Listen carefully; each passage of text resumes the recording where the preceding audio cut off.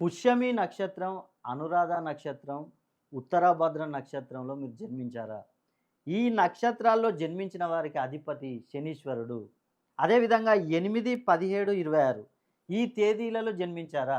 ఈ తేదీలలో జన్మించిన వారికి గూడా అధిపతి శనీశ్వరుడే. అదేవిధంగా మీ డేట్, మంత్, ఇయర్ ప్రెస్ చేస్తే వచ్చే డెస్టినీ నంబర్ గనుక 8 అయ్యుంటే దానికి గూడా అధిపతి శనీశ్వరుడే.